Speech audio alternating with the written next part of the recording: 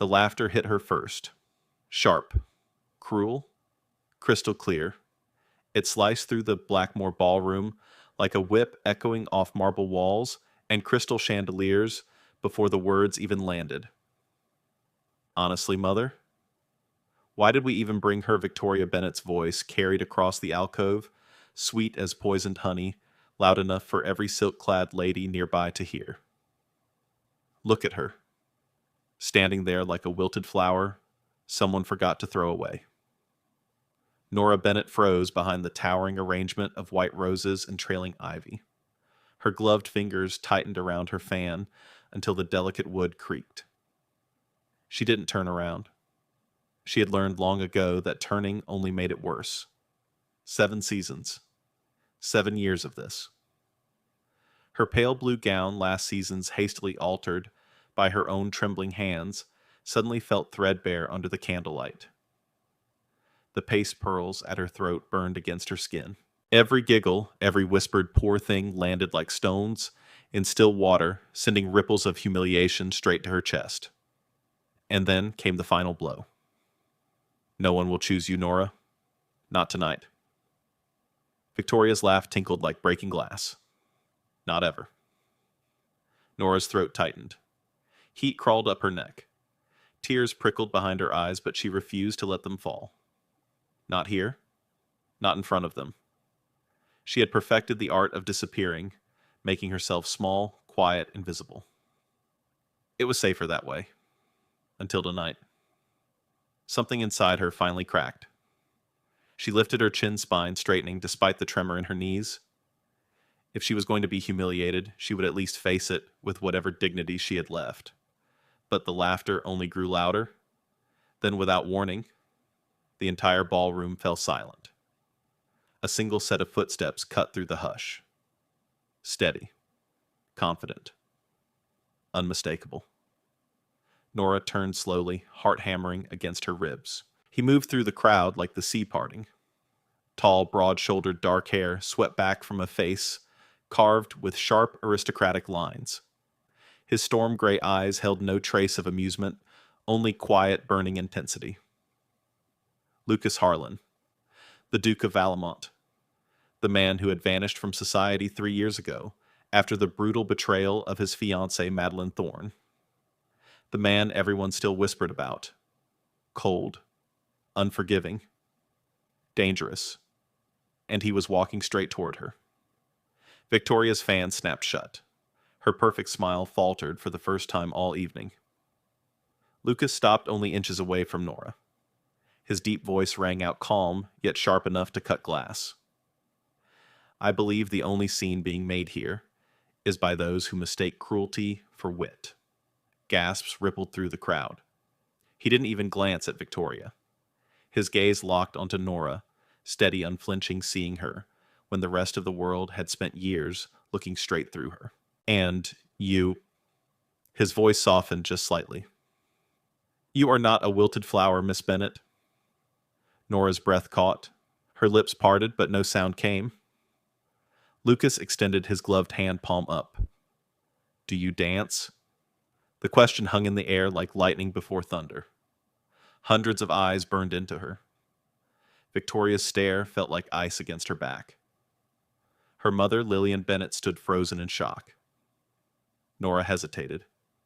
Fear and hope collided violently inside her chest. 7 years of being invisible screamed at her to step back to disappear again. But something in Lucas's storm-gray eyes, something raw and real, made her reach out. Her fingers trembled as they met his. Warmth. Solid.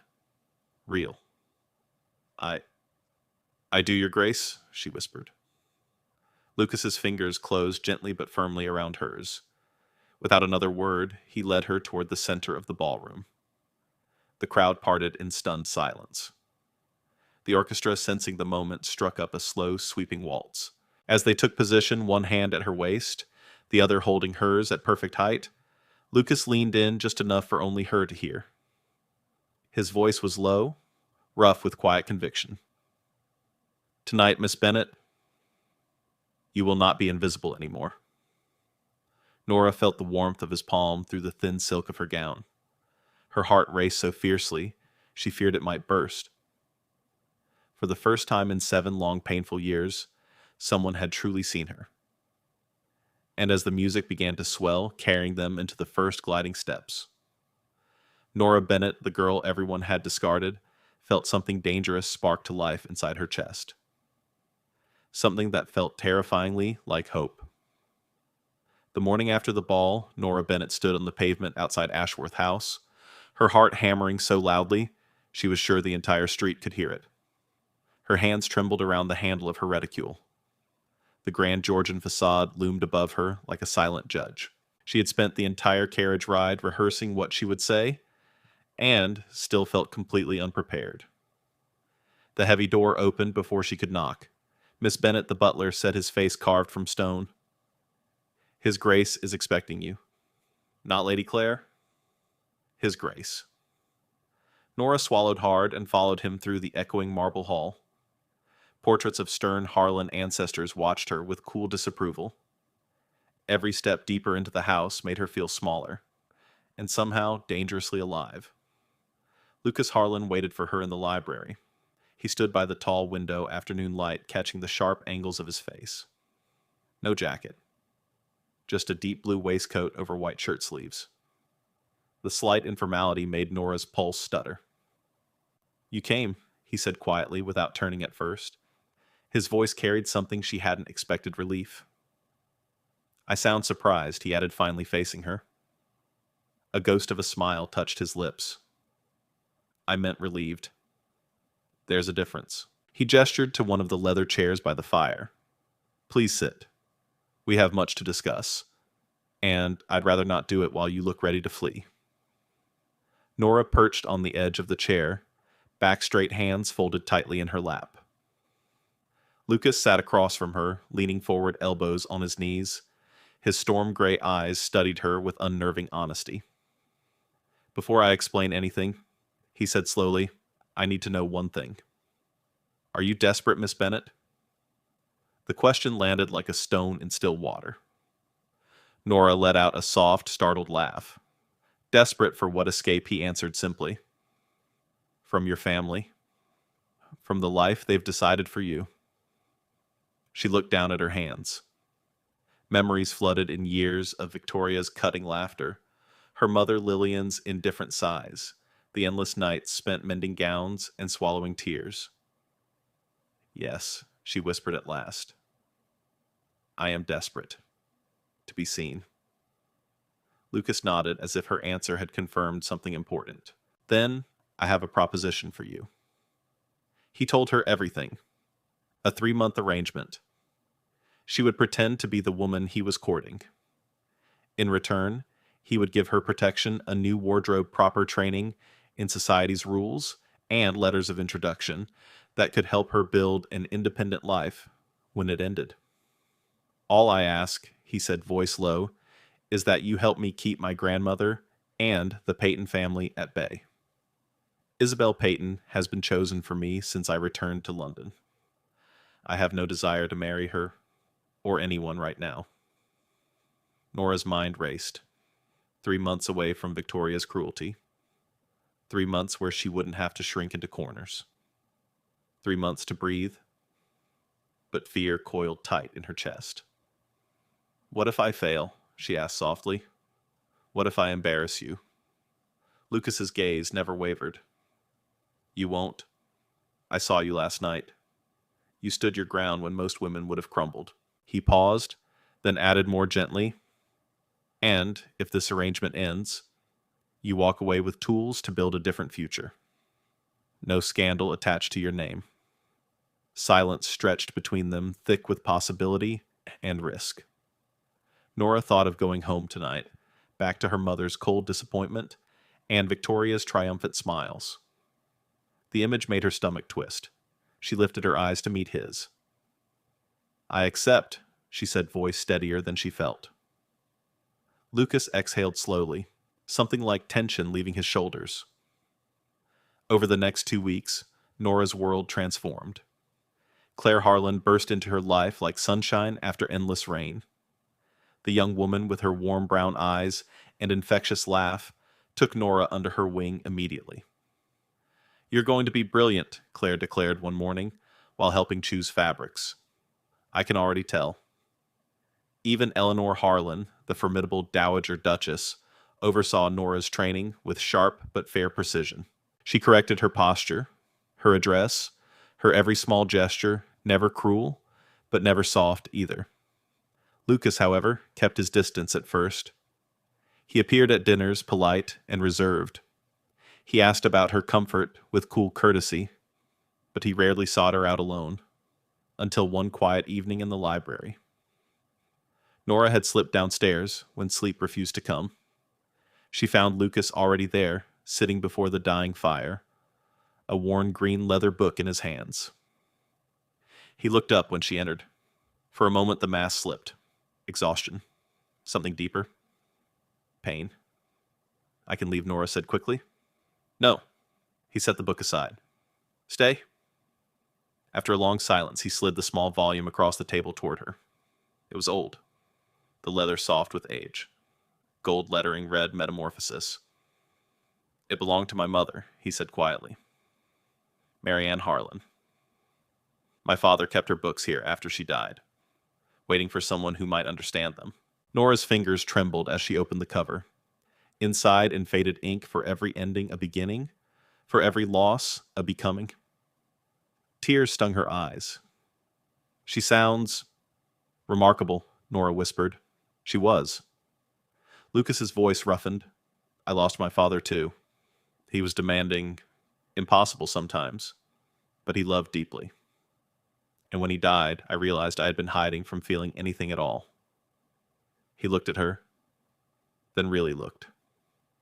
3 years ago, Madeline Thorne broke more than our engagement. She broke my trust. I've been surviving ever since, not living. Nora felt her own walls tremble. "I know what surviving feels like," she said softly. "When no one sees you, you learn to stop hoping. You just endure." Something shifted in the air between them, a fragile bridge forming. Day by day, Nora began to bloom. She spoke more freely.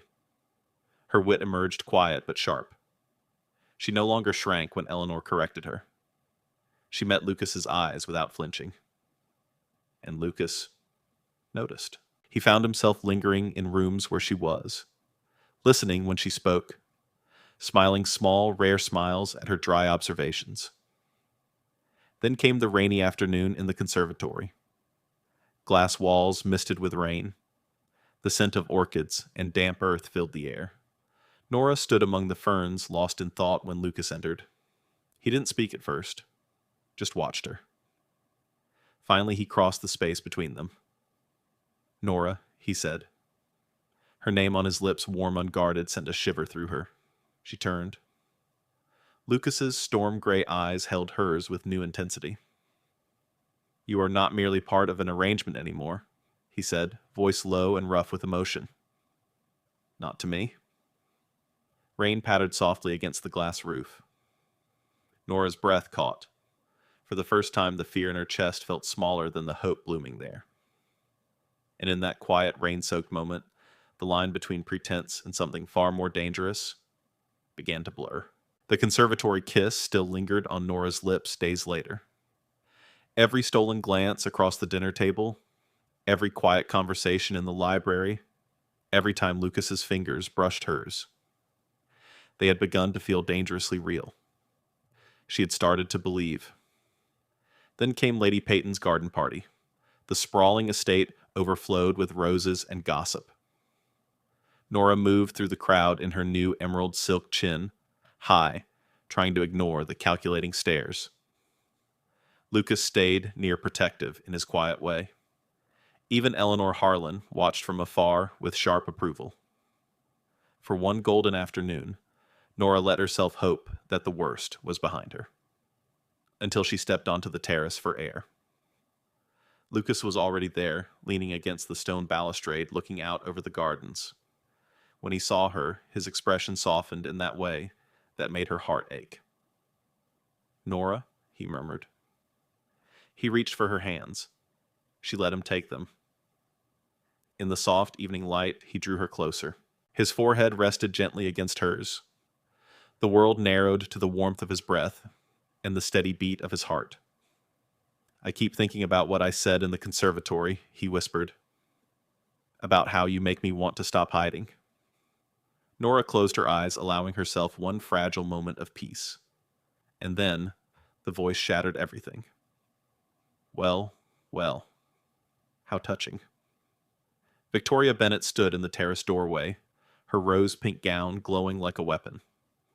Behind her, a cluster of society matrons had gathered fans, half-raised eyes wide with delight. Victoria's smile was razor-sharp.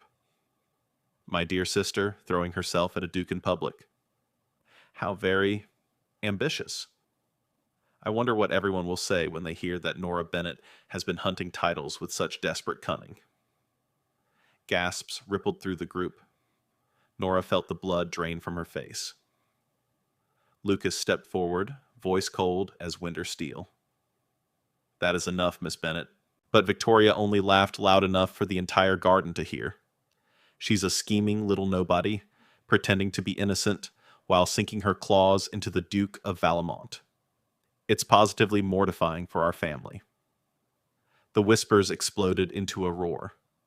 By the next morning, the scandal had swallowed London whole. Lillian Bennett arrived at Harlan House like a storm. She cornered Nora in the morning room, eyes blazing with fury. "You selfish, ungrateful girl," she hissed. Victoria was supposed to make the great match. She was supposed to save this family. And now, all anyone can talk about is you, ruining everything with your cheap little performance.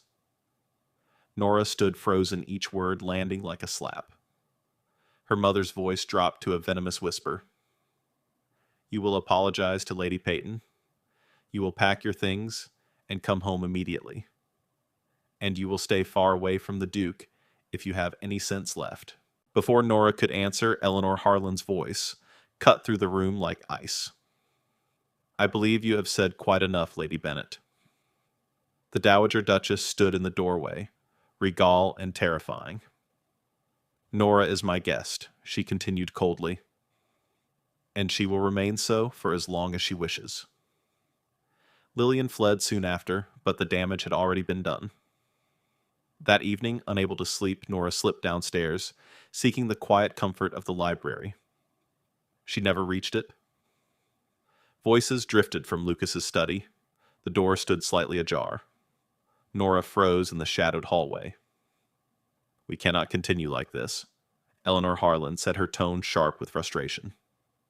"The scandal is damaging the family name. Invitations are being withdrawn. Lady Peyton is calling for Nora to be cut from every respectable event." Lucas's voice came back tight and weary. "So we weather it. Weather it." Eleanor's laugh was bitter. "Your father's death, Madeline's betrayal, those were private wounds. This is public humiliation. The only way to silence the rumors now is to make the association official." A heavy pause. "Are you saying I should marry her?" Lucas asked. Another long silence.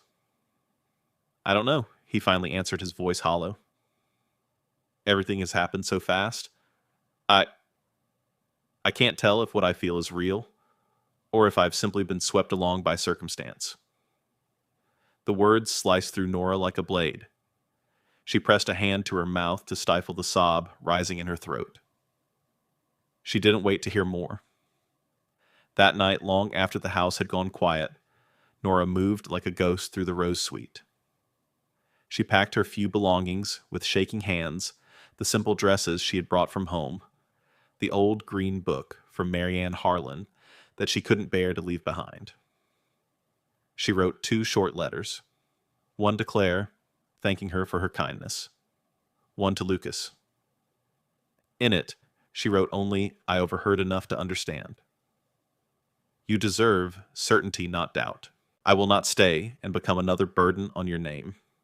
Thank you for making me visible, even if only for a little while." Before dawn painted the sky, Nora slipped out through the servants' entrance. The carriage ride home felt endless. When she stepped back into the small, cramped Bennett house, the walls seemed to close in tighter than she remembered. The familiar scent of damp wallpaper and old regrets wrapped around her like chains. Victoria greeted her with a triumphant smile. Lillian refused to speak to her at all. Nora returned to her old corner by the window, invisible once more. But this time, the invisibility didn't feel like safety. It felt like dying, slowly. She sat there for 3 long days, heart shattered, wondering how something that had felt so real could break so completely. And deep inside, the fragile hope that had begun to bloom withered once again into silence. The days after Nora left stretched long and empty inside Harlan House. The grand rooms felt colder. The laughter that once echoed from Claire's voice had gone quiet. Even the servants moved with heavy steps, as if the house itself was mourning. Lucas Harlan barely left his study. He sat for hours staring at the fire, Nora's short letter crumpled in his hand, reading it over and over until the ink blurred. Sleep refused to come. Every time he closed his eyes, he saw her walking away into the dawn. Claire Harlan could not bear it any longer.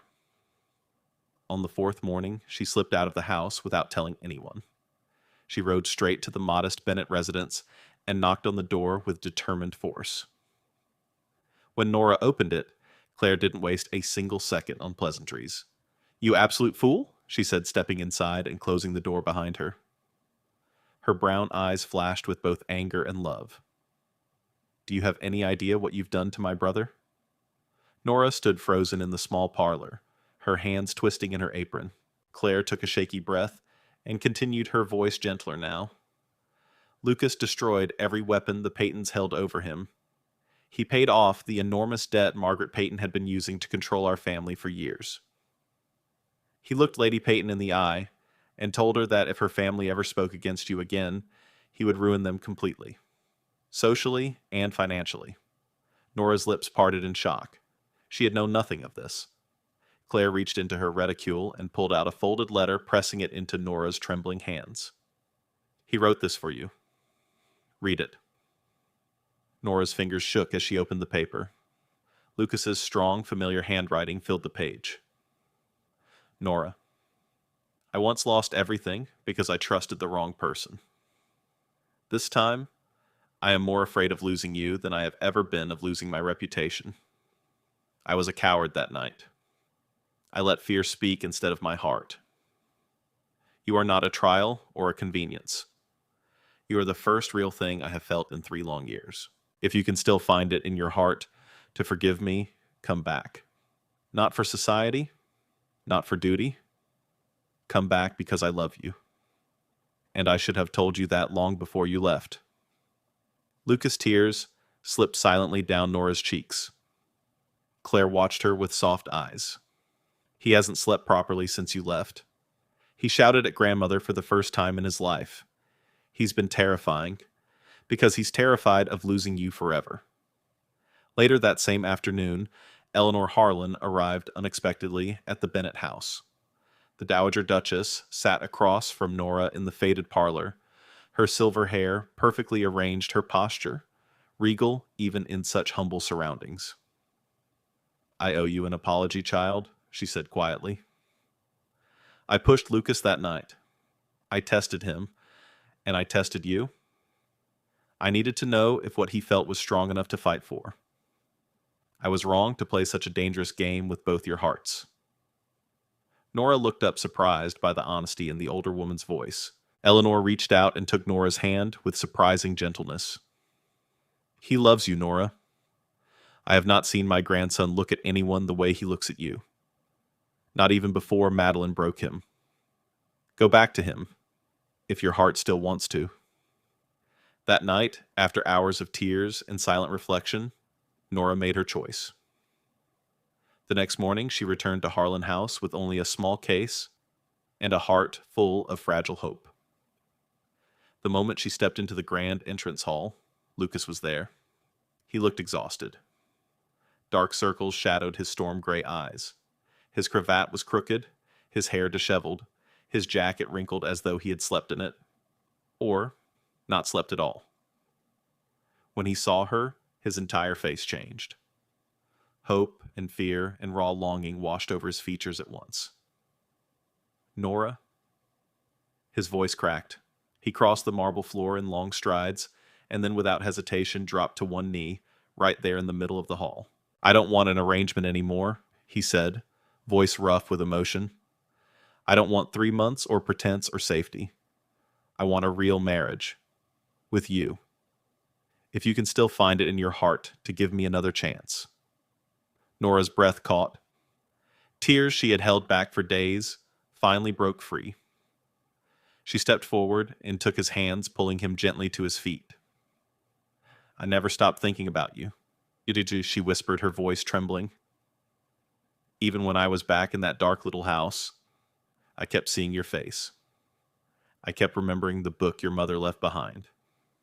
The one about transformation. About turning endings into beginnings. She looked up into his eyes, letting all the pain and hope show. I was so afraid you would choose duty over me, but I couldn't stop loving you, Lucas, no matter how hard I tried. Lucas pulled her into his arms, then holding her tightly as if he feared she might disappear again. His forehead rested against hers, and for the first time in many days, the tension in his shoulders began to ease. I love you, Nora Bennett, he said softly, the words raw and honest. I should have said it sooner. I should have fought harder. But I'm here now, and I'm not letting fear take you from me again. In the quiet of the entrance hall, with morning light streaming through the tall windows, 2 wounded hearts began to heal. The broken pieces slowly found their way back together, and the wilted flower that had once hidden in the shadows started to believe in blooming once more. The Thornwood Ball was the event of the season. Crystal chandeliers blazed like captured stars. The orchestra played with sweeping elegance, and every eye in the grand ballroom turned when Lucas Harlan led Nora Bennett down the wide marble staircase. She wore deep emerald silk that caught the light with every step. Pearls from Lucas's mother rested warmly against her throat. Her dark hair was swept up with soft curls, and for the first time Nora did not feel like she was pretending to belong. She felt like she did. Lucas walked beside her, devastating informal black, his hand steady at the small of her back. His storm-gray eyes held only pride, and something far deeper. They reached the center of the floor. The orchestra struck up the same slow, sweeping waltz they had danced the very first night, the night everything began. Lucas drew her into his arms. For a few perfect moments, the world narrowed to the music, the warmth of his hand at her waist, and the steady rhythm of their steps. Nora let herself move with him, no longer counting beats, no longer afraid of watching eyes. When the final notes faded, Lucas did not release her. Instead, he kept her hand in his and raised his voice so it carried clearly across the silent ballroom. Tonight, I want every person here to know the truth. Hundreds of faces turned toward them. Fans stopped moving. Conversations died. Nora Bennett did not pursue me. She did not scheme or manipulate. From the very first moment I saw her standing alone in the middle of cruel laughter and public humiliation, she never once bowed her head. His voice grew stronger, filled with quiet conviction.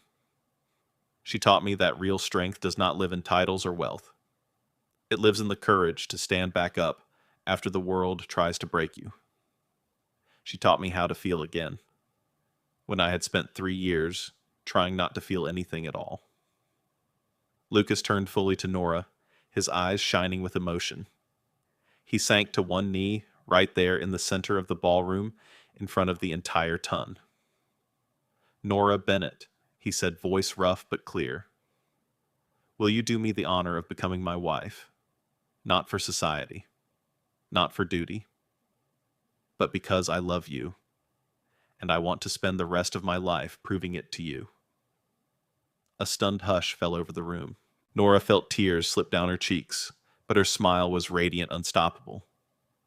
Yes, she whispered at first, then louder, letting her heart speak. Yes, Lucas, I will. The ballroom erupted in applause. Lucas rose and pulled her into his arms, kissing her softly as the cheers swelled around them. For once the whispers did not matter. The stares did not sting. In that moment, Nora was no longer invisible. She was seen. She was chosen. She was loved. Across the room, Victoria Bennett stood frozen, her face pale as porcelain. Lillian Bennett clutched her arm, lips pressed into a thin, bitter line. Neither moved. Neither spoke. In another corner, Margaret Peyton and Isabel Peyton exchanged hurried glances before slipping quietly toward the exit, their faces tight with defeat. Lucas had already severed every tie with their family. There was nothing left for them here. Months later, on a quiet spring afternoon, Nora stood in the portrait gallery of Harlan House as the new Duchess. She wore a simple day dress, but the confidence in her posture had become natural. She gently touched the frame of Marianne Harlan's portrait and smiled. Lucas came up behind her, sliding his arms around her waist and pressing a kiss to her temple. I told her about you, he murmured, before our wedding. I stood right here and promised her I had finally found someone who understood what it meant to transform pain into something beautiful. Nora leaned back against his chest, feeling the steady beat of his heart. And what do you think she would say now? She asked softly. Lucas smiled against her hair.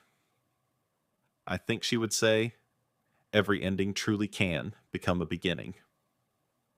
In the years that followed, Nora used her position as Duchess to quietly help young women who had been overlooked and undervalued by society girls who reminded her of the person she once was.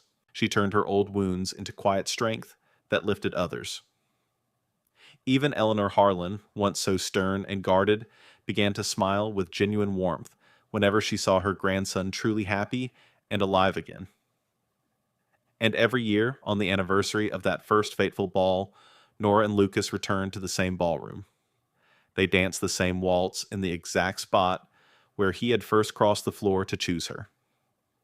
But this time, there was no performance, no pretense. Only two hearts that had survived storms faced their deepest fears and chosen each other anyway. As they moved together beneath the golden candlelight, Nora rested her head against Lucas's shoulder and closed her eyes. She was no longer the wilted flower hiding in the corner. She had become exactly what she was always meant to be, a late bloomer, strong, resilient, and deeply loved. And that was the most beautiful transformation of all. Finally, let me send my deep thanks to you. We appreciate you more than you think. If this tale stirred something deep inside, we invite you to remain part of this frontier of memories.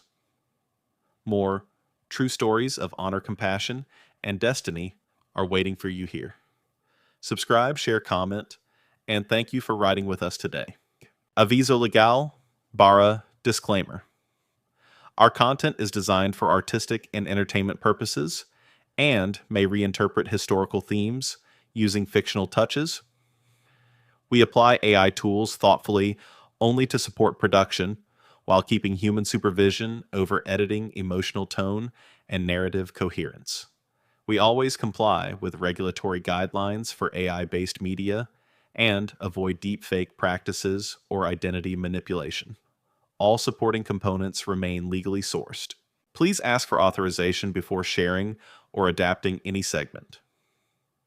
Your respect makes it possible for us to continue telling meaningful stories.